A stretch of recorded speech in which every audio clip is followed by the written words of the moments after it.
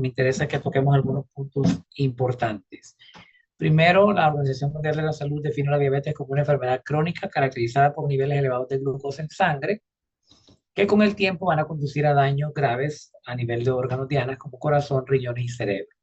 Ok, antes de que ocurra la diabetes, existen otros trastornos como la resistencia a la insulina. Entonces, si tuviésemos una escalerita, el primer escalón para llegar a ser diabético tipo 2 es la resistencia a la insulina. Después de la resistencia a la insulina, cuando pasa el tiempo, unos 5 años, el paciente puede desarrollar prediabetes. Y luego, después de la prediabetes, que ya es una condición crónica que no es curable en la mayoría de los pacientes, desarrollamos diabetes. Con el tema de si la diabetes se cura o no, pues yo les diría que si hace un año atrás me hubieran preguntado, yo les diría nunca se cura la diabetes tipo 2. Pero en la actualidad, fíjense que hay un grupo de pacientes que de forma acelerada aumenta de peso, tiene una ingesta elevada de carbohidratos, que desarrolla diabetes de forma rápida. Al poder modular todos esos parámetros, el paciente puede llegar a revertir tanto la enfermedad que puede llegar a curarse totalmente.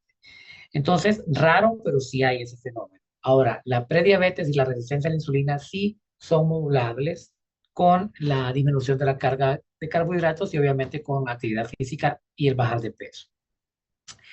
La diabetes posee un grupo de trastornos metabólicos que comparten el fenotipo todo de la hiperglicemia, o sea, hay aumento de niveles de glucosa en sangre. ¿Cuánto es lo normal que todos nosotros debemos de tener en sangre?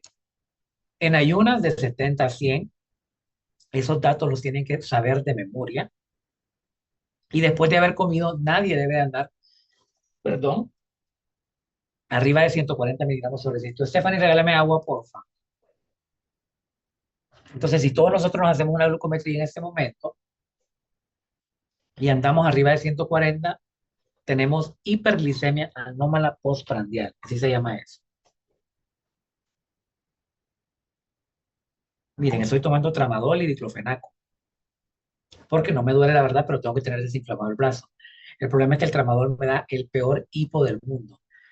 Entonces he andado con hipo toda la madrugada, todo el día y todo, o sea, horrible. Por si me da hipo en medio de la clase, ya saben por qué, ¿verdad? Y estoy tomando también algún antiemético y un proquinético, pero la solución del hipo es la benzodiazepina y no puedo tomar benzodiazepina porque tengo que estar despierto. Entonces, se imagina mi predicamento, ¿verdad? Entonces, les mencionaba que ahorita todos ustedes deben de tener en ayunas entre 70 y 100 de glucosa. Si tienen menos de 70, se llama hipoglicemia. Si tienen más de 100, se llama hiperglicemia anómala en ayunas. No se llama prediabetes todavía, ¿ok? Si alguien de ustedes tiene más de 140 de glucosa postprandial, o sea, ahorita que ya desayunaron, eso se llama hiperglicemia anómala postprandial, no se llama prediabetes. Ya les voy a decir yo cuándo hablamos de prediabetes específicamente. Entonces, para que exista diabetes y prediabetes, lo que necesitamos es que existan factores de riesgo y entonces vamos a tener una simbiosis entre factores, permítame, opciones de puntero no tengo aquí, entre factores, los tres, ¿verdad? Factores ambientales, estilos de vida y genéticos. ¿Qué factores ambientales? Bueno, el clima. Los países tropicales tienen más evidencia de desarrollar diabetes. O sea, nosotros que nacimos en países tropicales tenemos más riesgo de desarrollar diabetes que los que nacieron en países nórdicos. La genética es importante, la epigenética. Si su padre fue diabético, usted tiene 50% de riesgo de ser diabético. Si su madre fue diabética, tiene 25% de riesgo de ser diabético. Si su padre es diabético y el papá de su papá era diabético, usted tiene 50 más 25 de su abuelo, son 75. Entonces, si por ejemplo el papá de Eric Roque es diabético y el abuelito de Eric Roque también era diabético, Eric Roque va a tener 75% de riesgo de ser diabético. Y resulta que el papá de Eric López se casó con Eric Roque, perdón, se casó con la mamá que también es diabética. Entonces Eric Roque tiene no solo el 75% de la línea paterna, sino el 25% de la materna. Entonces Eric Roque va a ser diabético en algún momento de su vida porque tiene el 100% de riesgo. ¿Qué hacemos con estos pacientes? Lo que hacemos es retrasar el desarrollo de la enfermedad, modulando lo que comen y cómo hacen ejercicio para evitar que no se desarrolle diabetes de forma temprana, pero en algún momento de la vida va a llegar a desarrollar diabetes, ¿verdad? Y el estilo de vida, obviamente el sedentarismo, que se define como la inactividad física por más de 48 horas, es el factor más importante. Si yo le pregunto en examen cuál es el factor de riesgo modificable más importante para desarrollar diabetes, la respuesta es el sedentarismo, que se define como inactividad física por más de 48 horas. significa que jugar fútbol los fines de semana no es suficiente para dejar de ser sedentario. ¿Por qué es importante la glucosa? Porque es el combustible del cuerpo. Es la principal fuente de energía para el correcto desempeño de, obviamente, las tareas biológicas. Proporciona la energía a las células, ¿ok? A todos los tejidos del cuerpo, favorece el sistema digestivo, contribuye a la correcta latidos cardíacos, inhibe la reparación de los tejidos. O sea, la glucosa es el sustrato corporal o la gasolina del cuerpo. Y por eso es importante tenerla. De hecho, es el único sustrato para el cerebro también, ¿ok? ¿Cuáles son los factores entonces que van a contribuir a que la glucosa se empiece a elevar? El primero es que mi páncreas deje de producir insulina. Entonces, una deficiencia de la secreción de insulina es el principal factor de riesgo para que se empiece a elevar la glucosa. Esto ocurre primordialmente en los pacientes diabéticos tipo 1. Un paciente diabético tipo 1 es como ustedes, un paciente jovencito, flaquito, menor de 30 años, que nació con una predisposición genética en la cual su cuerpo empieza a destruir su mismo páncreas, destruyendo las células beta del páncreas, provocando que no tenga insulina y al no tener insulina se eleva la glucosa. Ese es el diabético tipo 1. Pacientes jovencitos, niños, flaquitos, que tienen factores hereditarios donde se destruye el páncreas, específicamente el páncreas endocrino, específicamente las células beta, con los islotes de Langerhans, que es donde están las células beta, disminuyendo la secreción de insulina. Número dos, también puede haber aumento de la glucosa porque disminuye el consumo de glucosa en el cuerpo porque hay resistencia a la insulina. Entonces, al disminuir la glucosa en el cuerpo, la glucosa se va almacenando en los tejidos y me ocasiona hiperglicemia. ¿Por qué disminuyó la ingesta? Porque mi cuerpo, aunque tengo buena insulina, aunque tengo insulina, perdón, esa insulina no puede captar la glucosa porque existe algo que está impidiendo que esa insulina se una al receptor y que ese receptor abra la puerta para que pueda entrar la glucosa al cuerpo y entonces eso se llama resistencia a la insulina. Y por otra parte, también tengo hiperglicemia porque mi cuerpo detecta que no tengo glucosa, aunque yo tengo un montón de glucosa de la comida, pero mi cuerpo va a detectar que no la tengo porque tiene resistencia. Entonces, el cuerpo, en aras de poder sobrevivir, va a empezar un proceso de gluconeogénesis y glucogenólisis a nivel del hígado, produciendo más glucosa. Por esa razón voy a tener la glucosa que recibo de la comida más la glucosa que produce mi cuerpo y eso se va a convertir en una hiperglicemia secundaria. Los dos fenómenos por los cuales mi cuerpo produce glucosa se llaman gluconeogénesis, que es la producción de nueva glucosa a partir de sustratos. ¿Qué sustratos? Los ácidos grasos libres, por ejemplo, ¿verdad? Puede usar lactato, puede usar un montón de sustratos para convertir glucosa, pero los principales son los ácidos grasos libres. O el glucógeno, ¿ok? Que estaba ahí almacenadito y eso entonces se lleva a cabo a través de la glucogenólisis. ¿Qué es la glucogenólisis? Es la formación de glucosa a partir de el glucógeno, que es la forma como se almacena la glucosa en el cuerpo. Póngale que yo voy almacenando glucosa en una piedrita que se llama glucógeno. Esa piedrita, cuando yo necesito glucosa y no estoy comiendo, entonces se destruye y degrada la glucosa. La glucogenólisis es el mecanismo por el cual la gente que no come de forma regular en sus desayunos no se muere. Si usted no desayunó hoy, no se murió. ¿Por qué no se murió? Porque su cuerpo produjo glucosa a través de lo que tenía reservado el día de ayer, que se llama glucogenólisis, ese proceso. Y si no tenía reserva de glucosa, entonces tiene ácido graso libre, entonces va a empezar a usar esos ácidos grasos libres a través de la gluconeogénesis. Este resumen es para decirles entonces que los dos mecanismos por los cuales mi cuerpo produce glucosa es la gluconeogénesis y la glucogenólisis se llevan a cabo en el hígado. Cuando eso aumenta la producción, se genera hiperglicemia. Entonces, en general, esos son los factores que contribuyen al desarrollo de la glucosa elevada en el cuerpo. El primero, disminución de la secreción de insulina por parte del páncreas. El segundo, resistencia a la insulina. Y el tercero, aumento de la producción hepática de glucosa. En Estados Unidos y en el mundo entero es importante que hablemos de diabetes porque es la principal causa de nefropatía, o sea, la principal causa por la cual los pacientes van a diálisis es la diabetes. Es la principal causa de amputaciones no traumáticas y la principal causa de ceguera en el mundo que nosotros conocemos. En el mundo de allá, africano, la principal causa de ceguera es el oncocercus volvulus. Pero aquí, en nuestro mundo latinoamericano, es la diabetes mellitus tipo 2 a través de la retinopatía diabética. Las personas mayores de 65 años van a tener una predisposición de ser diabéticos 20.1% más que las personas que no tenemos esa edad. La prevalencia varía de acuerdo a los grupos étnicos, pero la población hispano estadounidense o los nativos americanos son los que más riesgo tienen de desarrollar diabetes. La gente afroamericana tiene bastante riesgo de desarrollar diabetes también. La diabetes tipo 2 ocurre a edades más tempranas en grupos étnicos diferentes al blanco hispano. O sea, en los negros ocurre más temprano la diabetes tipo 2. ¿Cuáles son los grupos de diabetes de acuerdo a la clasificación con la que contamos en la actualidad? Tenemos los diabéticos tipo 1. El problema de ellos es destrucción de las células beta del páncreas. Nadie sabe cuál es el mecanismo por el cual en algún momento de la vida el cuerpo dice, vamos a empezar a destruir las células beta. Hay algunas teorías que más adelante las vamos a ver, ¿ok? Acerca de reacciones cruzadas. Pero lo que quiero que sepan que este diabético tipo 1 es el típico jovencito, niño, flaquito, que tiene antecedentes hereditarios y que nadie sabe cuál es el desencadenante, tal vez una infección, un virus, que produce que su cuerpo empiece a destruir glucosa. El diabético tipo 2, por otra parte, es el paciente mayor de 30 años, gordito, que está relacionado íntimamente con la obesidad o al menos la obesidad central. Es aquel que primero tuvo resistencia a la insulina, después desarrolló prediabetes y después diabetes, ¿ok? Estos pacientes obviamente tienen una génesis en la obesidad bien marcada. Y hay otro tipo de diabetes como la diabetes que le da en el embarazo, la diabetes que le da al paciente por tener pancreatitis crónica, la diabetes por esteroides, por ejemplo, ¿verdad?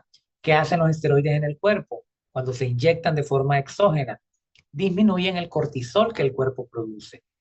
El cortisol es una hormona contrarreguladora de la insulina. Entonces, lo que hacemos cuando inyectamos esteroides es que aumentamos el cortisol de forma exógena porque disminuye la producción endógena de cortisol. Entonces, lo que se está inyectando es cortisol. Cuando el cortisol se eleva en el cuerpo, se baja la insulina.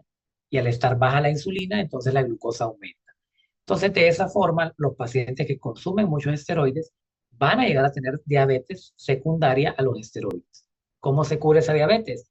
Pues dándole insulina al paciente mientras le voy quitando los esteroides y haciendo que mi cuerpo vuelva a producir sus propios esteroides de forma regulada para, evidentemente, entonces dejar libre la insulina. Entonces, la diabetes tipo 2 que se produce, o la diabetes que se produce secundaria al uso de esteroides, se cura con insulina y retirando el esteroide. ¿Ok? Ahí tenemos algunas características de los diabéticos tipo 1. Estos afectan a ambos sexos, no tienen sobrepeso, son jovencitos, pueden ser niños. Y de entrada, estos pacientes van a tener los 4 Ps: polidixia, poliuria, pérdida de peso y polifagia. Vamos a tener cetosis del 30-40% de los pacientes. El 5% tienen familiares en primer grado diabéticos tipo 1, o sea que está íntimamente relacionada con la genética. Y aquí están los alelos que predisponen al desarrollo de diabetes tipo 1. Por otra parte, el diabético tipo 2, la mayoría son mujeres porque tienen más distribución de la grasa. 85% de los pacientes diabéticos tipo 2 tiene sobrepeso u obesidad y tuvo ya datos de resistencia a la insulina. El 90% tenía acantosis nígrica. ¿Qué es la acantosis nígrica? Es la coloración oscura de los pliegues del cuerpo. ¿Por qué se produce la acantosis nígrica? Resulta que la insulina es hormona hermana de la hormona del crecimiento. Cuando la insulina se eleva, también se eleva la hormona del crecimiento. Y como se parecen tanto, el cuerpo entonces, cuando tenemos insulina elevada, desarrolla una hiperproducción de melanocitos. Y entonces esos melanocitos crecen de forma desorganizada y por eso se vuelven oscuros, sobre todo en las regiones de los pliegues.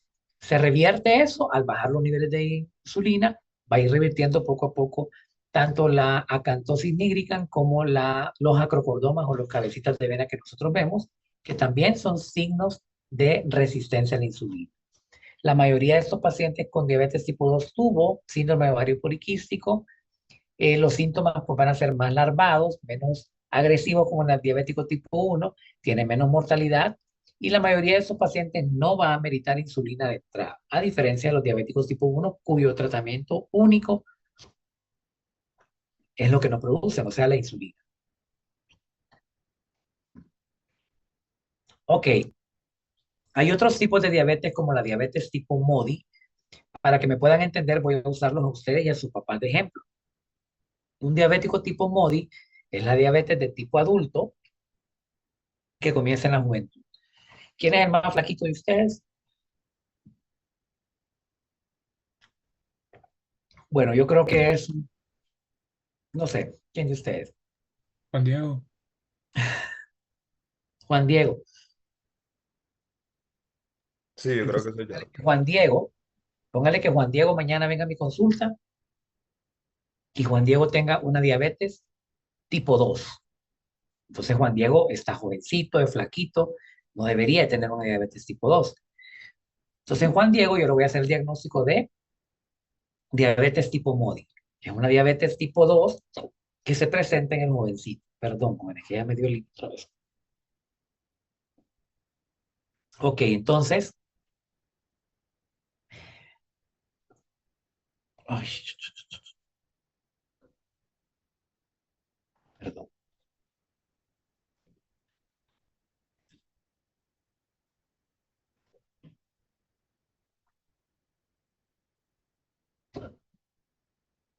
vamos a quitar un poquito la cámara para que no vean el hipo, ok. Entonces, diabetes tipo 2, perdón, diabetes tipo MODI es la diabetes tipo 2 que se presenta en los jovencitos.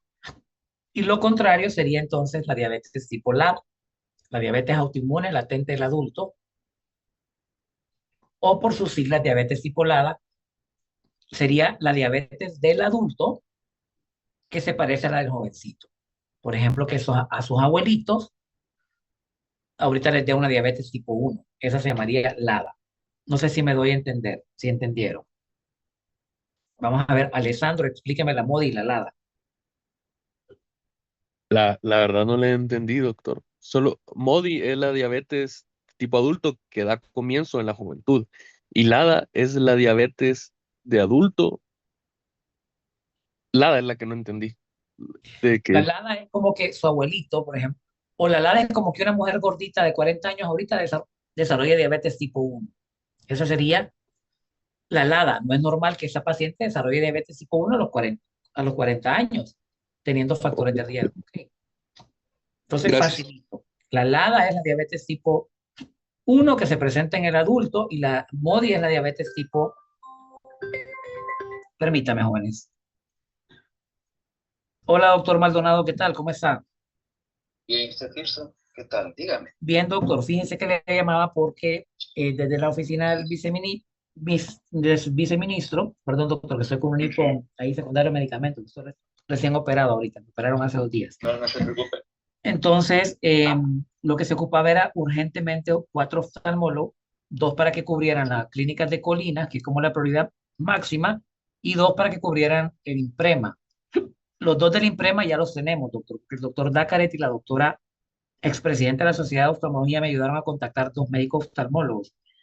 Ellos entrarían bajo la modalidad de la contratación directa a través del acuerdo de emergencia que se citó ahorita, ¿verdad? Para estos médicos. Ujú. Lo que se ocupa son médicos para Colinas, oftalmólogos, que también entrarían bajo esa modalidad de contratación directa a través de ese acuerdo de emergencia. Entonces, por ahí tengo entendido de que hay algunos médicos de Guatemala, hondureños, perdón, que estudiaron en Guatemala, y hay otros médicos que se acaban de graduar. No sé si usted entonces, doctor, nos podría recabar esa información para nosotros contactarlos, para poderlos pues, Ujú. poner en Lo van a contacto contratar, o sea, usted va a mandar el listado directo al ministro ahorita, porque lo al estamos, ministro. sí, está Ah, contratando de forma directa. De hecho, con los 2 que son ya cuatro para Santa Bárbara, o se dos. ocupan 2, doctor, para allá. Ahorita solo 2. Cuatro en total, con los 4 dos en de... total. Pero ya resolvimos con los de INPREMA, porque ya aceptaron, Ujú. parece el doctor mexicano, que le estamos ayudando para que se le dé la colegiación lo más rápido posible, porque él ya tiene todo, todo legal. Y el otro doctor que trabaja con el doctor Dácares, que no recuerdo el nombre ahorita, que Luis, creo que se llama Luis Rivera. Ajá. Entonces ya del despacho del ministro se contactaron con los 2 y ahorita me acaba de informar Anduray de que ya parece que llegaron a un acuerdo con ellos. Entonces, imprémese y Ujú. cubierto. Lo que necesitamos es Colinas. Y ellos irían bajo la modalidad de, obviamente en ese acuerdo de emergencia, de contratación directa. Ujú. Vamos a ver qué tal, porque el problema es que casi todos quieren estar en San Pedro y en Tegucigalpa, pero déjeme, voy a llamar a algunos que se egresaron el año pasado Sí, para ver si quieren, porque sé que uno se fue para Olancho porque él es el hijo del doctor Proche de pediatra y ya le tiene su consultorio, ya está trabajando, de hecho, allá pero igual si están en en San Pedro Olancho. Sula, les queda un poco más cerca Santa Bárbara y más podían cerca. como llegar a algún acuerdo para estar viajando, ¿verdad? Turno, por ejemplo, podían agarrar la plaza de guardia, una plaza en ese sentido. Pero ahí en esa clínica hay 24 horas al día. En Santa Bárbara sí, en Colinas. En Colina, es una clínica 24/7 entonces. Es una clínica, no, es una clínica de día. Es de 7 de la mañana a 7 de la noche, creo que está en esa modalidad. Ah, pueden buscar la jornada que más les favorezca. Exactamente. Me Podrían estar yendo en las tardes, por ejemplo, si estás en San Pedro en la mañana, podrían ir 3 días, o sea, la cosa es ir a cubrir, ¿verdad? Y si son 2 médicos, podrían pues turnarse también. Sí, sí, sí. Habría que ver qué se pone, pero pues yo le voy a contactar ahorita. Entonces, si hay alguien, doctor, les da mi contacto para yo hablar con ellos y orientarlo con quién hablar, ¿verdad? Directamente en el despacho del ministro. Yo, de hecho, ellos se contactan con ellos. Solo quiero identificarlo nada más para ya contactarlos y ver Ujú. que se pongan en contacto con ellos, ¿verdad? Perfecto. Muchísimas Bueno, gracias, doctor. Gracias. a ver, Disculpe. Bueno, jóvenes, perdón que estoy, ustedes saben, asesorando la parte de salud ahorita en Honduras. Entonces, siguiendo, jóvenes, hay enfermedades pancreáticas que me desencadenan diabetes, como la pancreatitis o la pancreatectomía por algún tumor pancreático, algunas neoplasias de páncreas también, algunas enfermedades como la acromegalia que están relacionadas con el aumento de los niveles de cortisol en sangre, ¿ok? El síndrome de Cushing, el hipertiroidismo, el somatostatinoma y algunas enfermedades como la rubiola congénita y el citomegalovirus. Ok, esta diapositiva es importantísima para poder entender cómo funciona la resistencia a la insulina. Entonces, chicos, si ustedes se fijan aquí, la insulina es la llavecita, ¿ok? Todos los puntitos negros o de los azules son la glucosa y estos huequitos que ustedes ven aquí son los receptores de la insulina. Los receptores de la insulina están en la pared de las células, ¿ok? Y lo que idealmente ocurre es que cuando yo como, entonces la glucosa a los 20 minutos estimula la liberación de insulina, se libera la insulina y la insulina se une a su receptor y le dice a la insulina, al unirse al receptor, afuera está la glucosa, hay que dejarle entrar. Entonces, al unirse la insulina con su receptor, se libera una sustancia que se llaman GLUT4 y esos GLUT4 son como los mayordomos que van a abrir la puerta para que la glucosa pueda entrar a la célula que es donde se ocupa. La glucosa afuera de la célula es veneno, es glucotóxica. Donde yo la necesito es adentro de la célula. Entonces, ¿quién mete la glucosa a la célula? La insulina cuando se une a su receptor. ¿Ok? ¿Qué pasa con las personas que comen mucho, que tienen mucha grasa y que tienen muchos adipocitos? Esas personas van a liberar sustancias que se llaman células inflamatorias. Todas las personas con obesidad, cuando empieza el adipocito a hincharse, entonces se empieza a liberar sustancias que se llaman células inflamatorias. Dentro de ellas está la resistina, la interleucina 6, la interleucina 2, factor de necrosis tumoral alfa, beta. Y estas sustancias se van aquí, al receptor de la insulina. Entonces, cuando el paciente come, la glucosa se detecta en sangre, se estimula la liberación de insulina, la insulina se libera perfectamente bien. El problema es que cuando la insulina se quiere unir al receptor, ya no puede, porque ese receptor está lleno de todas las sustancias que liberó el adipocito. Y esas sustancias que liberó el adipocito tienen afinidad con el receptor de la insulina. Entonces, cuando se quiere unir al receptor de la insulina con la insulina, ya no puede y hay un rebote y a eso se le llama resistencia a la insulina. Entonces, en este sentido, Luis David Betanco, ¿quién sería el responsable directo de la resistencia a la insulina? Si hacemos ese análisis que les acabo de comentar. Bueno, las células inflamatorias. Exacto, ¿producida por quién? Por, bueno, ¿Quién produce las células inflamatorias? ¿Qué el célula? adipocito. El adipocito. Entonces, ¿qué es lo que debemos de hacer? para curar la resistencia a la insulina? Comer más saludable. Bajar de peso al paciente. ¿Se cura entonces la resistencia a la insulina? Sí. ¿Cómo? Haciéndose flaco. Entonces, por eso existimos médicos que nos dedicamos a esto. Por eso somos especialistas en obesidad y sobrepeso. Por eso el diabético tipo 2 tiene que ser flaquito, porque entre más gordito, más células inflamatorias y más resistencia a la insulina va a tener. Entonces, entienden esa parte, que necesitamos que toda la gente sea delgada para evitar que esa resistencia a la insulina se siga magnificando, porque va a llegar un punto donde la resistencia a la insulina va a ser tan marcada que ya se va a perder la función normal de la célula y a eso se le va a llamar prediabetes, y si eso continúa, pues ya después se va a perder la función normal de la recepción de la insulina con la glucosa y a eso se le va a llamar diabetes tipo 2, ¿ok? Entonces, el primer paso para llegar a tener diabetes es tener resistencia a la insulina. Más o menos tardamos 5 años en pasar de resistencia a la insulina a prediabetes y más o menos tenemos 5 años en pasar de prediabetes a diabetes. La resistencia a la insulina se define como la incapacidad de la insulina de cumplir su función. Posterior a cada comida, la insulina suprime la liberación de ácido graso libre, mientras que favorece la síntesis de triglicéridos en el tejido adiposo. Por otra parte, la insulina inhibe la producción hepática de glucosa, mientras que promueve la captación de glucosa por el tejido muscular esquelético. O sea que cuando la insulina pierde su función, entonces ocurre lo contrario.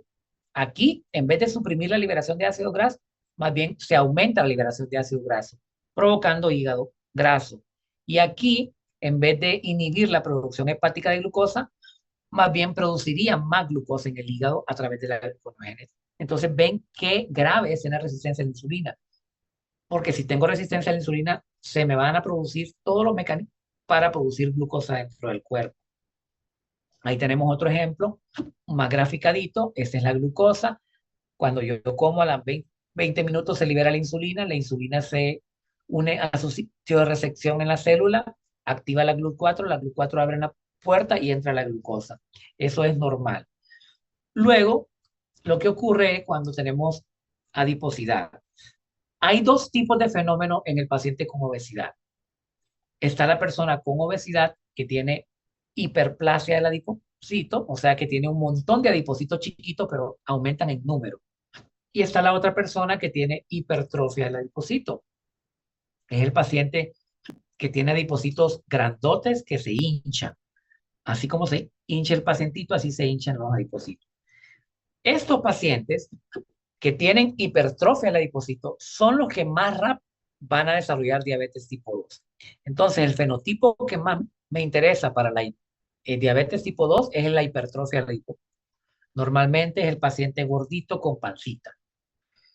No me preocupa tanto el que tiene brazos gordos, piernas gordas y el que tiene cintura. Ese no me interesa tanto porque ese es el gordito que hemos llamado gordito sano antes, que ahora se llama obesidad preclínica, ¿verdad? No obesidad clínica, sino preclínica.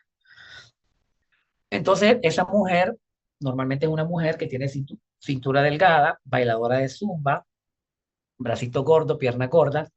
Esa no va a desarrollar diabetes tan temprano como aquella que tiene los brazos delgaditos, pero tiene una panzotota, ¿verdad? Tiene un abdomen bien prominente.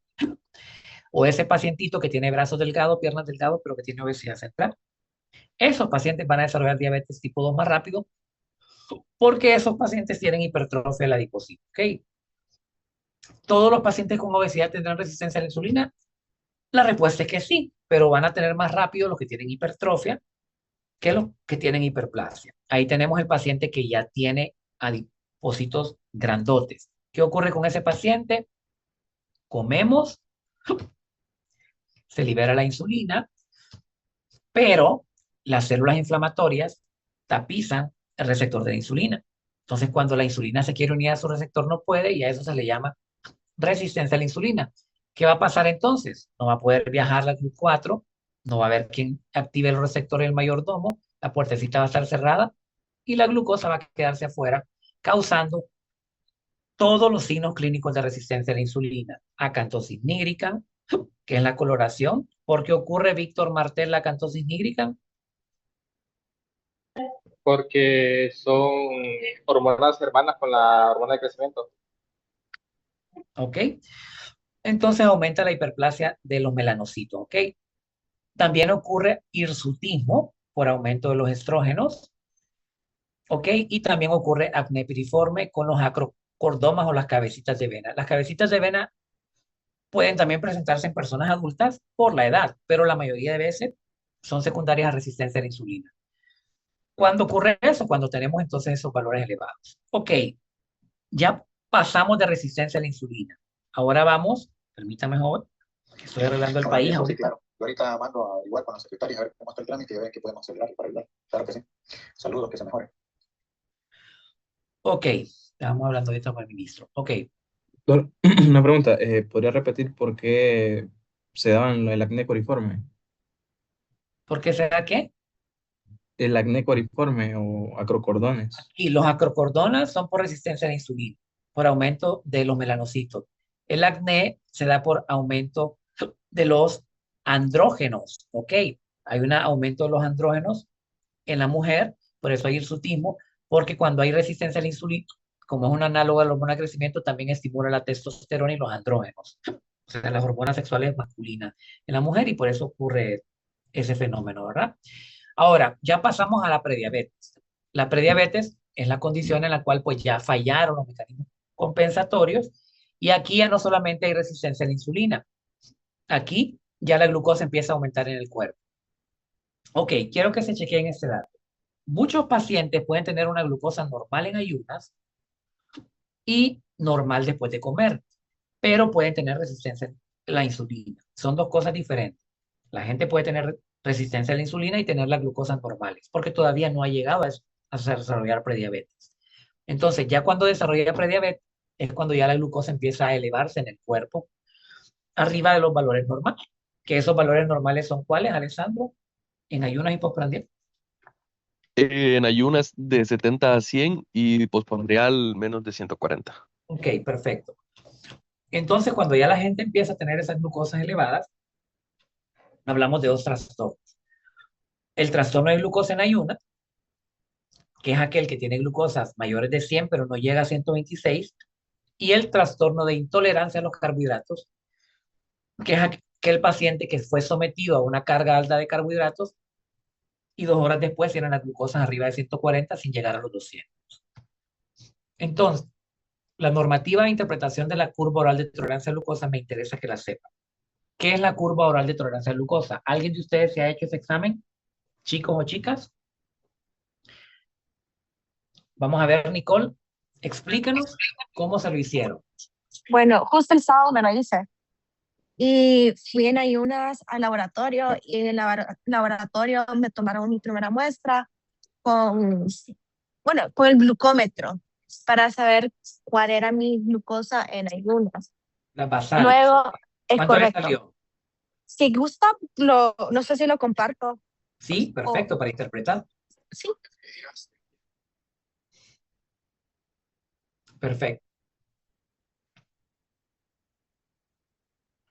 lo comparto aquí en Zoom o lo comparto por WhatsApp. Por WhatsApp, Ok. porque si lo comparten en el Zoom, va a tener que sacar así. Bueno, por mientras voy a ir explicando.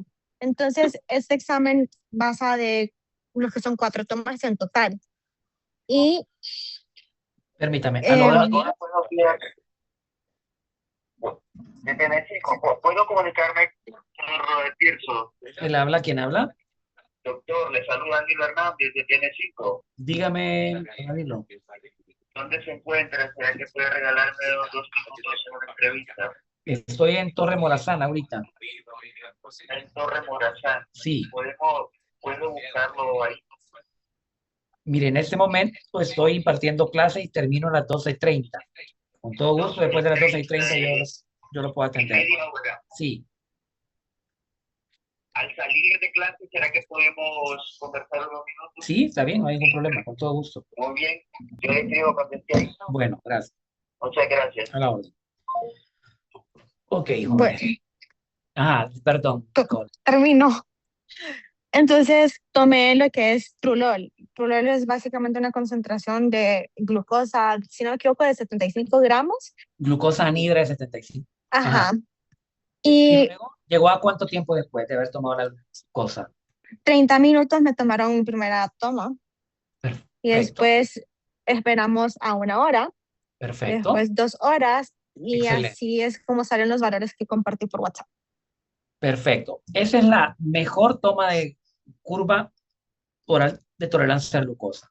Algunos pacientes no les toman la de la media hora después de tomarse la glucosa nidra. Solo se la toman a la hora y a las 2 horas. Entonces, se toma una basal, para que la vayamos enumerando, tomamos una glucosa basal, luego le damos una toma al paciente de 75 gramos de glucosa nidra.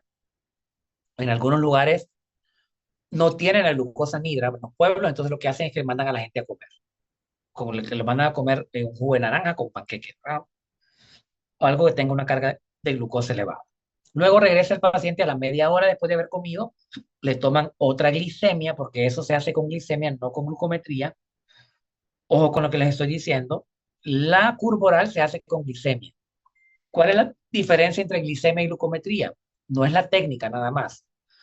La glucometría le mide glucosa capilar, o sea, de los deditos, mientras que la glicemia le mide glucosa de la sangre arterial o venosa, que en teoría tiene más oxígeno, entonces es más exacta la glicemia. Por eso los criterios son con glicemia, no con glucometría. Entonces aquí Nicole tiene en ayunas 9. Pero esas son las insulinas, no la glucosa. Ok, ok, eso que le hicieron a Nicole fue curva de insulinas, no de glucosa, Perdón. pero no importa, es el mismo principio. Entonces, Nicole tiene a los 30 minutos 97,60 de insulina. Nicole debería de tener por su edad menos de 24 miligramos sobre decilitro de insulina. A la hora, Nicole tiene 123. O sea que Nicole debería tener a la hora de insulina menos de 12. Y a las 2 horas, Nicole sigue con 97, debería tener menos de 54. Por ende, Nicole tiene resistencia a la insulina. Por ende, Nicole amerita tratamiento con metformina urgente. ¿Qué? Nicole necesita tratamiento con metformina. Glysulin XGR, Sí, 750 miligramos diarios a la hora del almuerzo. Y yo le recomendaría algo que se llama G-Balance. Una G-Balance. ¿Ok? Ese G-Balance es mioinositol. Me va a tomar una diaria también. Entonces, ¿qué necesita hacer Nicole Jam? Víctor Martel, ¿qué le mandaría hacer a ella urgente?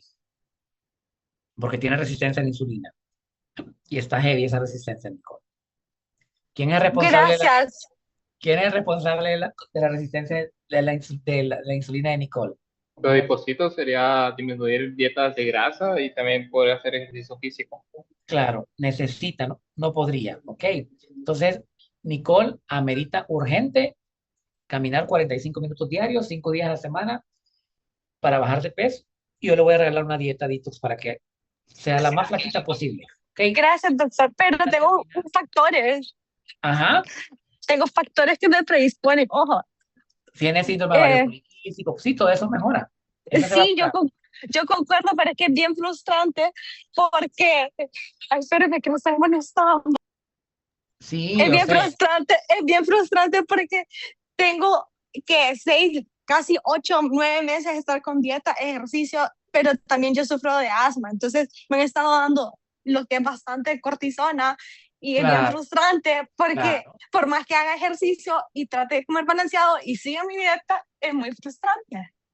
Y Lo mi, entiendo, pero va ay, a mejorar un montón con los 2 medicamentos que le estoy dando y con la dieta que le voy a dar. Ya va a ver que sí, le va a ir súper bien. Y si tiene mucha hambre, le puedo dar un anorexígeno también para que lo pueda. Usted es candidata para usar Ozempic, ¿verdad? gracias, Sería gracias. fabulosa para Ozempic, ¿ok? La Entonces, verdad es que me sonroja mucho porque me han tachado de loca. O sea, no, para nada. Usted sí, tiene, obviamente sufre porque la persona que más hambre le va a dar es a Nicole, porque las células lo que no quieren es morir. Entonces, todo el día va a estar mandando la información de que quiere dulce, quiere carbohidrato, Entonces, Nicole necesita tratamiento para. ¿Qué hace la metformina en su cuerpo, Nico? ¿Qué es lo que va a hacer la metformina en su cuerpo? Lo que hace la metformina en su cuerpo es, y para eso la damos, inhibir la producción de glucosa endógena. ¿Ok? ¿Dónde se produce la glucosa endógena, Juan Diego? En el hígado. ¿A través de cuáles mecanismos? de la gluconeogénesis y la glucogenólisis. Entonces, la metformina lo que va a hacer en el cuerpo de Nicole es inhibirle la gluconeogénesis y la glucogenólisis. Entonces, Nicole ya no va a producir glucosa dentro de su cuerpo. ¿Ok? Solo va a obtener la glucosa que esté de afuera para poder controlar un poquito sus niveles de insulina. Pero Nicole se puede curar la resistencia a la insulina. Ahora, el dejarla flaquita. Nicole, pésese y se talla, me manda su peso y se talla y empezamos un proceso para que al final de la clase podamos ver cómo evolucionó Nicole, desde un antes a un después. Solo le digo que va a quedar flaquita, flaquita, flaquita, ¿verdad? Conmigo. Entonces, la curva oral de glucosa, que tiene el mismo principio que la insulina, pero este es con glucosa, entonces los valores cambian. Igual, llega el paciente, le toman una glucosa en ayuna, luego le damos una carga de glucosa anhidra a la media hora, a la hora y a las 2 horas. Y los resultados van así. Si me sale a las 2 horas menos de 140 miligramos sobre decilitro, decimos que la curva está normal. Vamos a repetir la glicemia de 3 a 6 meses después. Si la curva me sale entre 140 y 199 de glucosa, no de insulina, estamos hablando de curva de glucosa, entonces decimos que el paciente es prediabético. Entonces, ¿cómo hacemos diagnóstico de prediabético? Cuando le tomamos una curva oral de tolerancia a glucosa al paciente y 2 horas después tiene glucosas entre 140 y 199. Y si ese paciente después de las 2 horas tiene una glucosa mayor e igual a 200 miligramos sobre decilitro, ya ese cliente decimos que tiene diabetes tipo 2. ¿Cuáles son los criterios de diabetes? Que más adelante lo vamos a ir viendo. Bueno, uno de ellos es tener una curva oral de tolerancia a glucosa mayor o igual a 200 después de una curva oral de tolerancia, ¿ok? Entonces, tenemos aquí que, póngale que Nicole se haya hecho el examen y le haya salido 141. Entonces, ¿cuál es el diagnóstico de Nicole después de 2 horas?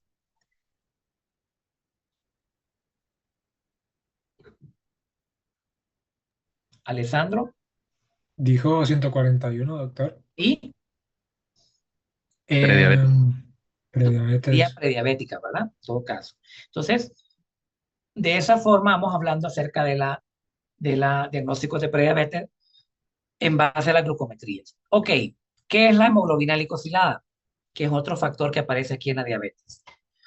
La hemoglobina glicosilada, chicos, es el promedio de la glucosa que se unió a la hemoglobina en el tiempo que duró el glóbulo rojo. Normalmente el glóbulo rojo dura de 90 a 120 días. Entonces la hemoglobina glicosilada me da una idea a mí de cómo ha andado la glucosa de ese paciente en los últimos 3 meses. Ese es un examen que nos facilita la vida a nosotros como médicos, sobre todo si somos internistas o que nos dedicamos a la parte del metabolismo.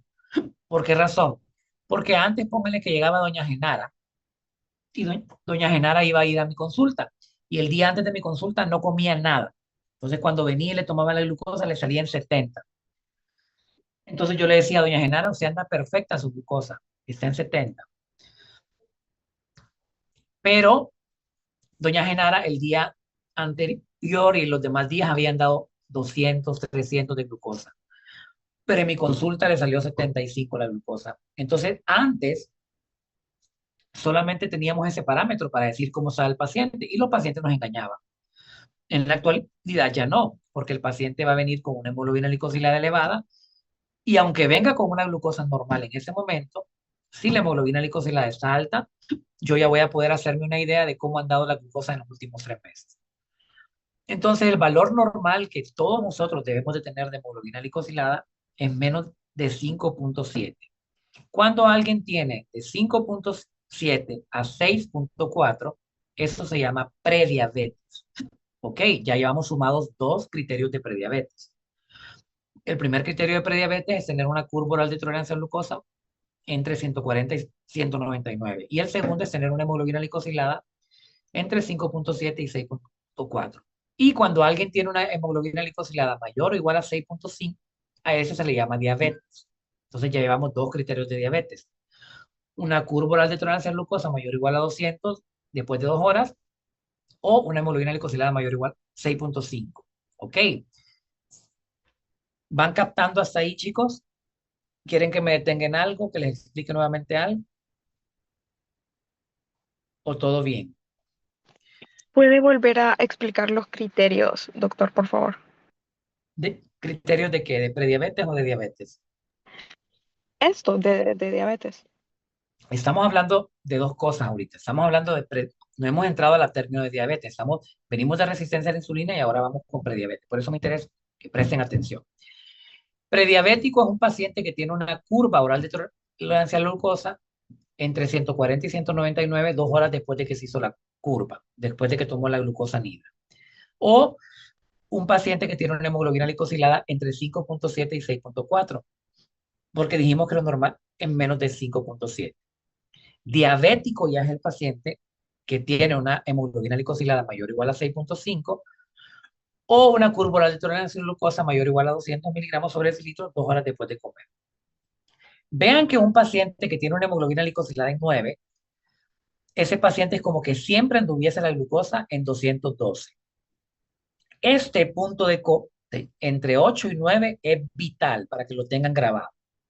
Cuando la glucosa en sangre está arriba de 180, empieza un fenómeno que se llama glucosuria. O sea que el paciente empieza a botar glucosa por la orina. Y eso es grave.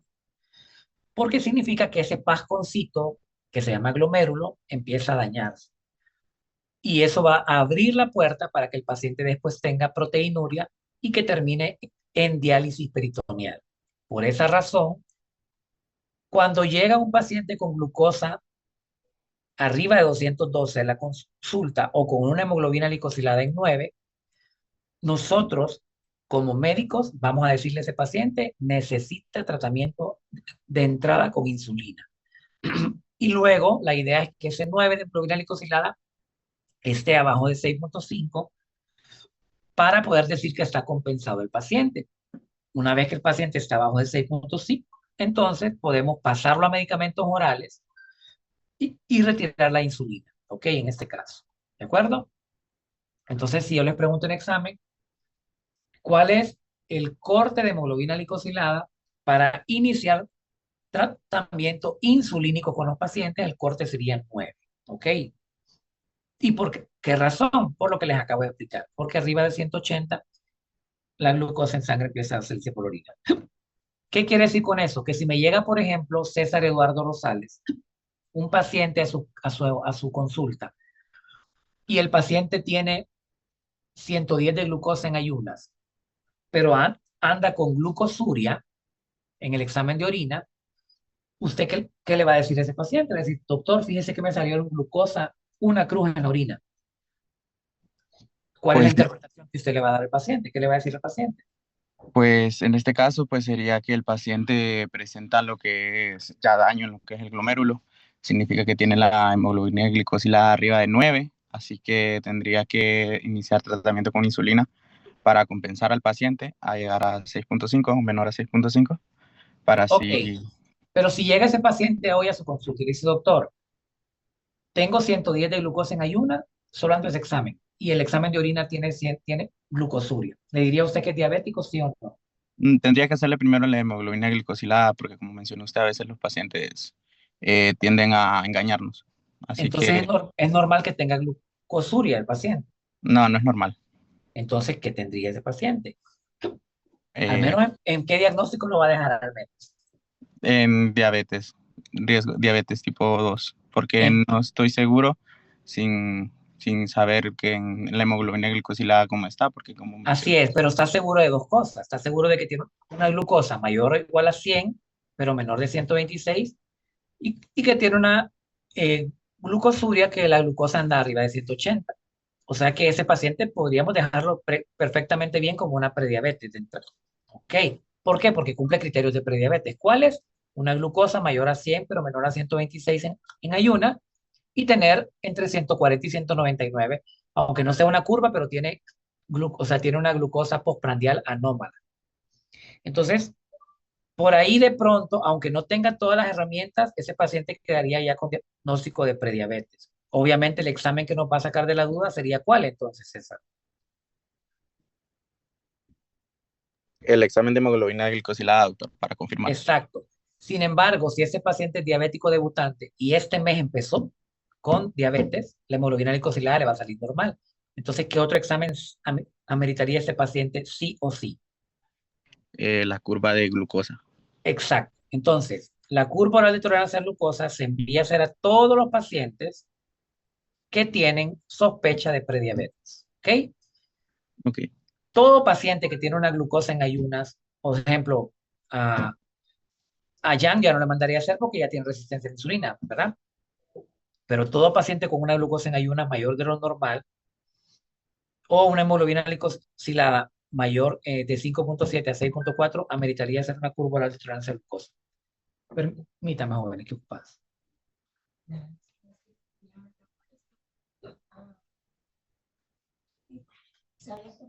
Ok.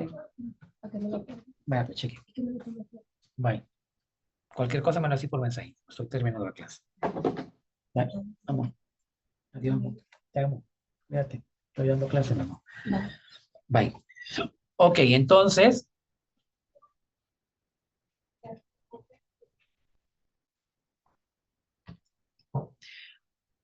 La tolerancia a la glucosa se define con una glucosa en ayunas entre 100 hasta 125, sin llegar a 126, que ya sería el corte para diabetes tipo 2. ¿Ok? Ahora, ¿qué debemos saber sobre la hemoglobina glicosilada? Que es la hemoglobina unida a la glucosa, o la glucosa unida a la hemoglobina, ¿ok? Que dura de 3 meses hasta 120 días. Importante saber que cuando hay afectaciones en el hierro, en el grupo hemo, esta hemoglobina glicosilada no tendría un valor objetivo. Por ende, si un paciente tiene anemia ferropénica, o sea, deficiencia de hierro, no va a tener un valor objetivo la hemoglobina glicosilada. ¿Qué les quiero decir con eso? Que si ustedes le hacen la hemoglobina glicosilada a un paciente con anemia, tienen que primero mejorar la parte de la hemoglobina glicosilada, perdón, la parte de la anemia, para poder tener un valor objetivo. Entonces, si viene una señora con 9 de hemoglobina en sangre, con una hemoglobina glicosilada en 7, a esa paciente lo mejor que hay que hacerle es la curva oral de tolerancia a glucosa, porque no podemos tener esa hemoglobina glicosilada como un valor de referencia porque tiene anemia ferropénica. ¿Ok? Tengan eso en cuenta siempre. Y ahora vamos a hablar de los criterios de diabetes tipo 2, que son 4. Ya habíamos visto 2. El primero es tener una una hemoglobina glicosilada mayor o igual a 6.5. El segundo es tener una curva oral de tolerancia a glucosa mayor o igual a 200 2 horas después. El tercer criterio para hablar de diabetes es tener una glucosa en ayunas mayor o igual a 126 miligramos sobre decilitro. Y el cuarto criterio es tener una glucosa al azar mayor o igual a 200 miligramos sobre decilitro más síntomas de diabetes.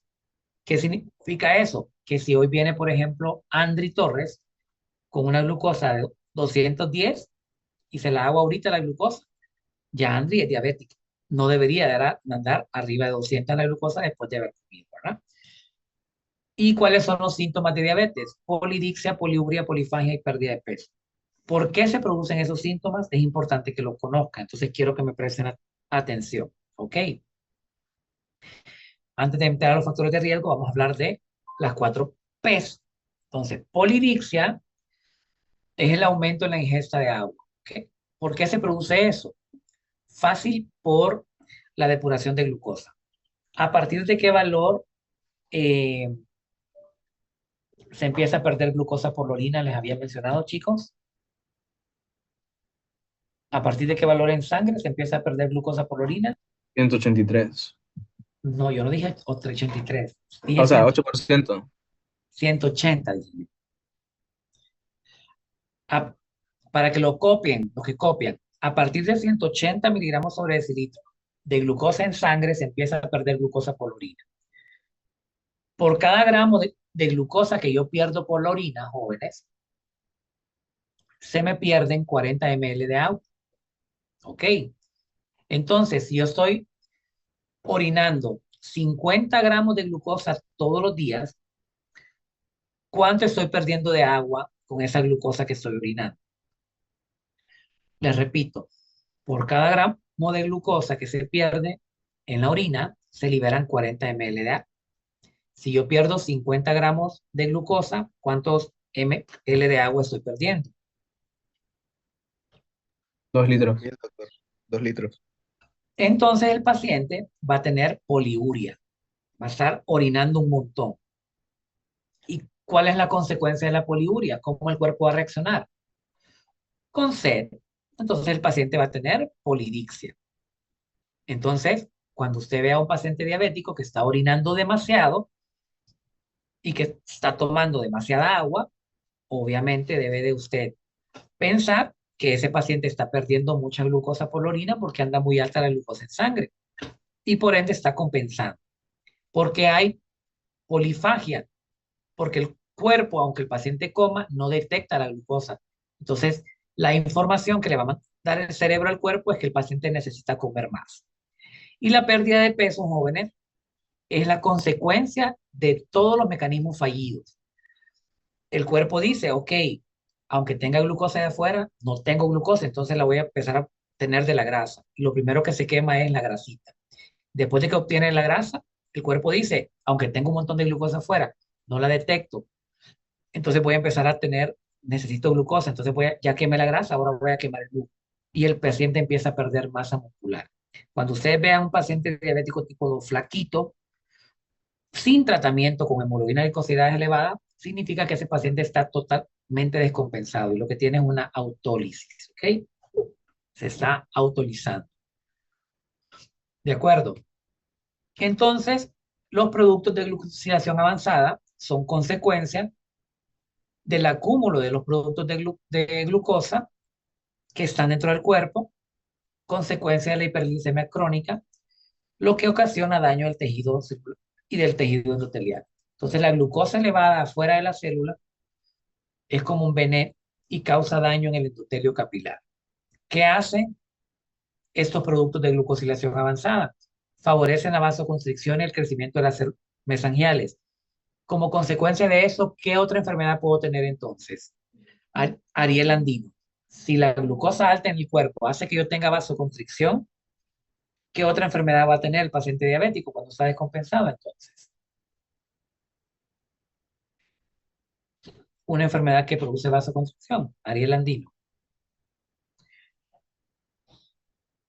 Ricardo Castillo, ya vimos esa clase. Hipertensión, doctor. Hipertensión arterial, perfecto. También estimula la proliferación de células. Entonces, ¿qué otra enfermedad puede tener el diabético tipo 2? Vamos a ver, Juan Diego. Y, o sea, ¿cómo así la proliferación de células? Que no O entendí bien. sea, el paciente con diabetes descompensado puede hacer que su cuerpo produzca más células normales o anormales de lo normal. Entonces va a desarrollar ¿qué? ¿En qué enfermedades hay proliferación de células? ¿Qué enfermedad se define como una proliferación anormal de las células? Las neoplasias, doctor. Los cánceres. Ok. La glucosa alta contribuye a la aterosclerosis acelerada. Ok. Entonces va a tener dislipidemia. ¿Y qué más? Si yo tengo aterosclerosis acelerada, ¿qué enfermedad va a tener ese paciente o qué predisposición va a tener ese paciente, Andri? Infarto. Infartos agudos de miocardio. Entonces vemos que la diabetes condiciona a que el paciente desarrolle todas esas enfermedades subsiguientes por ese mismo aumento de la glucosa. Hablando de diabetes tipo 1 como tal, aquí debemos de saber entonces que dentro de los islotes de Langerhans, este es un islote de Langerhans, hay 5 grupos de células. Tenemos las células alfa, que son estas azulitas, que producen glucagón. Tenemos las células F, que producen polipéptido pancreático, que son esas rosaditas. Tenemos las células beta, que son las moraditas, que producen insulina. Y tenemos por aquí las células delta, que son las amarillitas, que producen somatostatina. Entonces, ¿cuáles son todas las sustancias que se producen en el páncreas endocrino? Se produce el polipéptido C, el glucagón, la insulina, la tripsina y la somatostatina. Pero ¿cuáles son las células que se destruyen? Nada más. Cuando en la génesis de la diabetes, las células beta, que son estas, que son las que producen insulina. Pero quedan libres todas las demás, produciendo somatostatina y todas las demás cosas. Eso es cuando hay diabetes tipo 1. ¿Ok? ¿Por qué pasa eso? Bueno, hay varias teorías. Está la teoría autoinmune y la teoría idiopática. La autoinmune es aquella teoría que dice que los pacientes tienen una virosis, se infectan de algún virus, del virus Coxsackie, del virus de la rubiola, y que el cuerpo, cuando destruye el virus, también destruye todo lo que se parece al virus. Y resulta que en las células beta hay algunos factores que se parecen a los virus. Y entonces el cuerpo, al destruir los virus, también destruye a las células beta porque se parecen al virus. Esa es la teoría autoinmune. Y la otra es idiopática, que ya hay personas que nacen con una predisposición genética a destruir las células beta. Entonces, quiero que presten atención aquí, porque eso es importantísimo para hacer diagnóstico entre diabetes tipo 1 y diabetes tipo 2, sobre todo en aquel paciente que tenemos duda. Les voy a poner un caso clínico. Tenemos un paciente de 30 años. Ok, tiene 30 años ese paciente. Y el paciente tiene sobrepeso nada más. Y el paciente con sobrepeso tiene 220 de glucosa. Postprandial. ¿Cuál es el diagnóstico de ese paciente? Andrés Amador. 30 años, 220 de glucosa postprandial. Diabético. ¿Pero será diabético tipo 1 o tipo 2? Solo tiene sobrepeso. No sabemos en este momento, ¿ok? Podría ser diabético tipo 2, pero puede ser también diabético tipo 1, porque no tiene obesidad, solo es sobrepeso, ¿ok? Podría ser más diabético tipo 2 por la edad, pero póngale que tenga 28 años y no los 30, póngale que tiene 28. Entonces yo no sé si ese paciente realmente será un diabético tipo 2 o será un diabético tipo MODI, ¿ok? Entonces para eso me sirve el péptido C. ¿Qué es el péptido C? Es como el papá de la insulina. El péptido C es el que está antes de la producción de insulina. Ok. Entonces, el péptido C es menos sensible a la degradación hepática de la insulina, dura más tiempo en el cuerpo, por ende, yo lo voy a medir más que la insulina para saber si realmente tiene o no tiene. Vamos a ver siempre, Andrés Amador, el mismo ejemplo. Si este paciente tiene péptido C normal, significa que tiene o no tiene producción de insulina.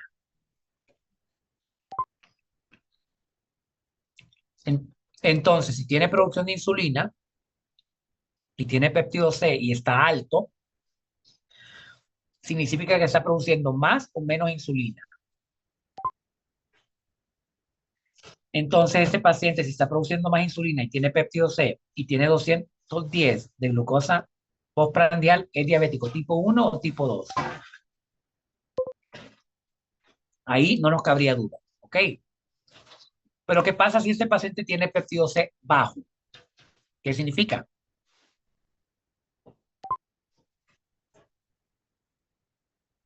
Entonces ya este paciente no sería diabético tipo 2, sería diabético tipo 1.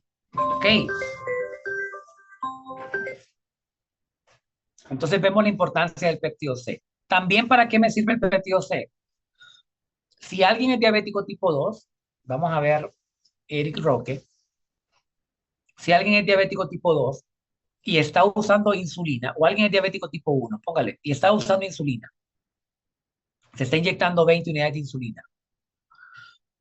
Si se está inyectando insulina de afuera, lo que ocurre entonces en el cuerpo es que disminuye la producción endógena de insulina. ¿De acuerdo? Si yo estoy recibiendo la insulina de afuera, mi péptido C tiene que estar bajo, porque no ocupo que esté alto porque ya la estoy recibiendo de afuera. Entonces, ¿qué pasa si un paciente me viene diciendo a mí, doctor, ando la glucosa en 300, pero yo me inyecto todos los días insulina?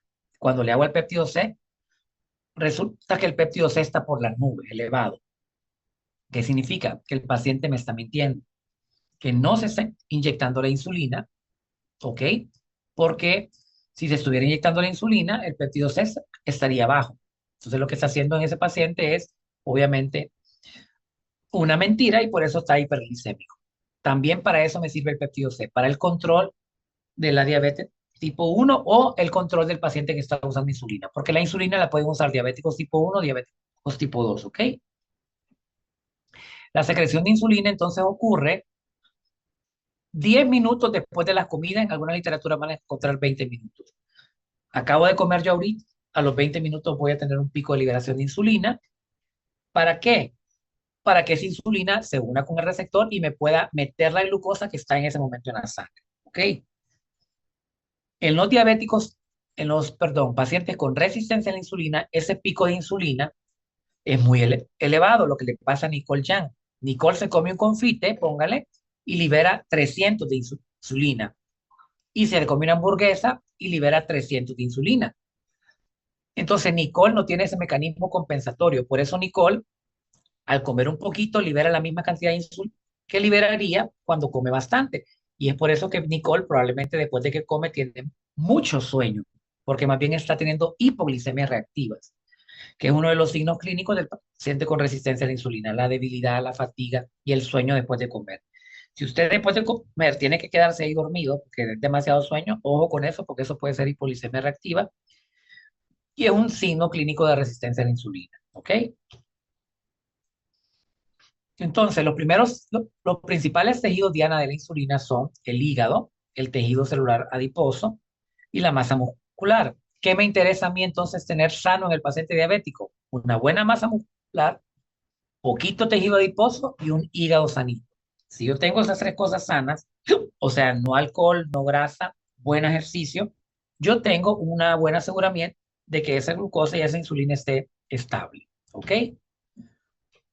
Esa es la patogenia de la diabetes tipo 1. Ya les dije que llega un momento en la vida donde el cuerpo va a empezar a destruir las células beta. Nadie sabe cuál es ese momento.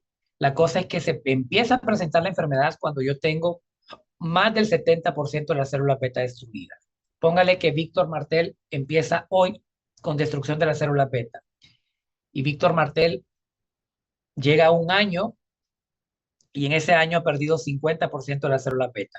Tiene diabetes tipo 1, pero todavía no tiene manifestaciones clínicas. Y él anda tranquilo en la vida. Eso se llama luna de miel. Luego Víctor a los 2 años ya tiene 70% de pérdida de las células beta. Y en 2 años Víctor ya empieza con los signos y síntomas de la diabetes tipo 1. En ese momento, cuando aparecen los síntomas de la enfermedad, ya es irreversible. Porque significa que se ha perdido el 70% de las células beta. Por ahí alguien puede decir, doctor, ¿y la podemos detectar antes de tiempo? Sí, haciéndose algunos alelos, estudios moleculares. Pero de buenas a primeras, lo que podemos ir haciendo es, si tenemos datos de resistencia a la insulina, hacer una curva de insulina, como se hizo Nicole, o haciéndose la insulina en ayunas y 2 horas después de haber comido. Y con esos 2 exámenes nos daríamos cuenta si tenemos o no datos de resistencia a la insulina. Miren, chicos, nos vamos a quedar aquí hoy porque ya no puedo seguir. Tengo demasiado hipo, ¿verdad? Estoy haciendo un sobreesfuerzo. Pero si tienen alguna duda o pregunta con lo que hemos visto hasta ahorita, porque la clase es súper bonita e interesante para que vayamos saliendo y despejando dudas. Ok, me interesa que focalicen los conceptos de cuánto es lo normal de glucosa en ayunas. Más adelante, cuando hablemos de la parte de diabetes tipo 2, vamos a decirle cuáles son los valores normales de glucosa que debe tener un paciente diabético ya, ok, diagnosticado con diabetes ya, ok. ¿Tienen dudas, preguntas, chicos? Doctor, solo una pregunta. ¿Existe alguna diferencia entre los términos hemoglobina glicada y glicosilada o es incorrecto? No, son iguales. Las dos cosas dicen lo mismo. Gracias. ¿Alguien más?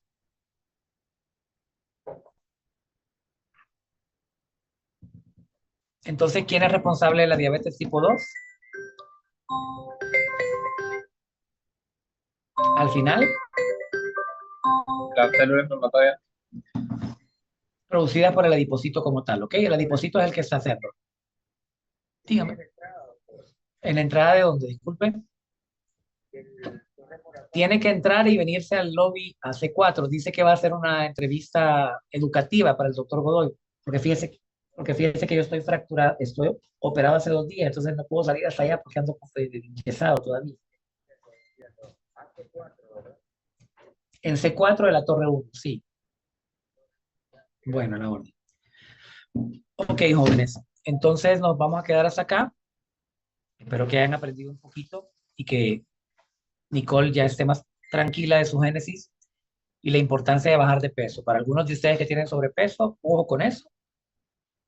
Hay que ponernos las pilas, ¿verdad? En esa parte. ¿Alguna otra pregunta, chicos? ¿Duda? Mañana vamos a continuar, perdón, el jueves vamos a continuar con la parte de diabetes tipo 2 y vamos a retomar un poquito más esta parte de resistencia a la insulina y prediabetes que fue la que vimos hoy. Entonces, Eduardo López, para sintetizar, ¿cómo hacemos diagnóstico de prediabetes? Sí, bueno, el diagnóstico de diabetes se hace con el examen de la curva oral de tolerancia a la glucosa. Si esta está entre 140 y 199, después de las 2 horas, ¿verdad? Y la hemoglobina glicosilada entre 5.7 a 6.4. Ok, y con referente a la glucosa en ayunas, ¿qué valores me darían datos de prediabetes? La glucosa en ayunas, si esta está arriba de 140. No, eso es hiperglicemia anómala por prandial. Vamos a ver a alguien más. Arriba de 100, arriba de 100. Entre 100 y 126. 126. Si es mayor de 126, perdón, entre 100 y 125, porque si es mayor o igual a 126, ya eso sería ¿qué, Eduardo? Pues ya sería diabetes. Ok, ¿cuáles son los otros criterios de diabetes, Andrés Amador? Tipo 2.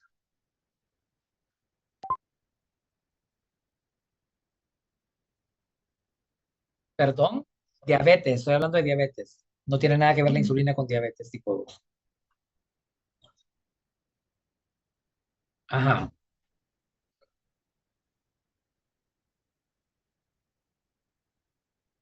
¿Qué otros dos?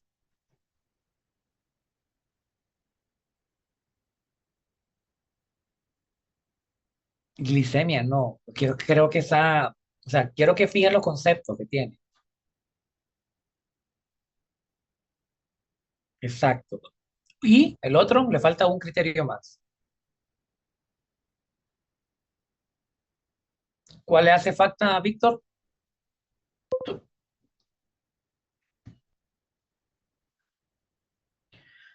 Ya dijo una glucosa al azar mayor de 200, una glicemia mayor o igual a 125, o, perdón, mayor de 125, mayor o igual a 126 en ayunas, y dijo también la hemoglobina glicosilada mayor o igual a 6.5. ¿Cuál le falta? O sea, tengo esas tres en mente y no sé de la presencia de los otros síntomas. No. Vamos a ver Pues algún otro. la curva mayor de 200. Mayor o igual a Exacto. 200. Una curva oral de tolerancia a glucosa mayor o igual a 200, ¿ok? 2 horas después de hacer. Acuérdense que hacer 2 horas después de hacerla es importante. Tienen que enfatizar bien en estos ítems, chicos. Y estudiar bien la clase tal cual se la estoy indicando, ¿ok? Bueno, jóvenes, los veo el día de mañana entonces. Perdón, el día jueves, ¿de acuerdo? Solamente, chicos, tomemos la fotito, porfa. Déjenme aquí. Enciendan su cámara.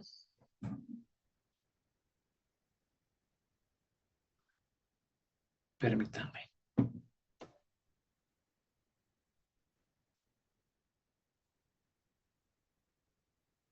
Ok, 1, 2, 3. No aparecen todos. Eduardo no está. A ver, 1, 2, 3, ahí. Ok. Cheque. Bye. Gracias, Nicole, doctor. Pase buen día. Gracias, cheque. doctor. Gracias. Gracias.